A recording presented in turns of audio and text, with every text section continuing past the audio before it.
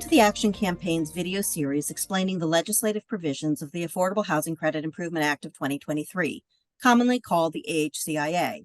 In this video, Ariane and I will discuss Section 201 of the bill, which makes it easier to elect the average income test for bond-financed housing credit developments. Ariane, first of all, what is the average income test? Well, in 2018, Congress enacted an important programmatic change to the housing credit program, allowing new developments to serve households earning up to 80% of the area median income, so long as the average income designation in the low-income units in those properties would be no higher than 60% of the area median income. The official name of this is the average income test, though some people call it averaging. The average income test is one of three minimum set-asides that an owner can choose from when determining what the income and rent composition of their property will be for a housing credit development.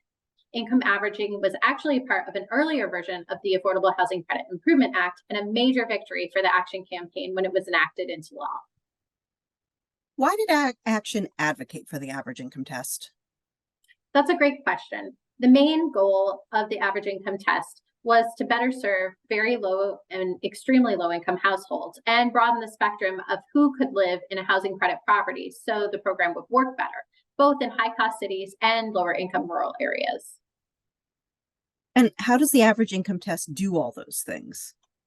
Well, if an owner is going to serve households earning as much as 80% of the area median income, in order to keep the average unit designation at 60%, the owner must set aside some of the units in the property to be rented to very low or extremely low income tenants at lower rent levels. This allows a broader mix of incomes into the property, and that's always a good thing. Also, in high cost areas, someone earning even 80% of the area median may not always be able to afford an apartment. And in rural areas, the number of people at 50 to 60% of the area median income can be small. By going up to 80, and down much further to households at 20 or 30% of the area median income, we are broadening the market for housing credit properties, which makes an economy of scale more possible. Got it. So what exactly does the AHCIA of 2023 do for income averaging in bond-financed housing credit developments? Congress added the average income test as a third minimum set aside for the housing credit, but it did not make the same change to the section of the tax code governing multifamily bonds. The only two minimum set aside options for multifamily bonds are the 40 at 60 and the 20 at 50 options.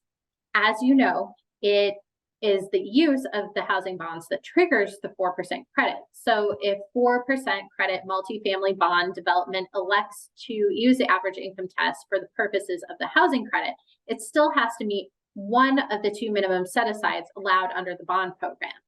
While this is certainly possible to do, it is administratively burdensome. Section 201 of the Affordable Housing Credit Improvement Act of 2023 would simply add the average income test as a third minimum set-aside for the bond program to match the housing credit program. Thanks for that information, Ariane. For more of our video series, visit the Action Campaign's website at rentalhousingaction.org.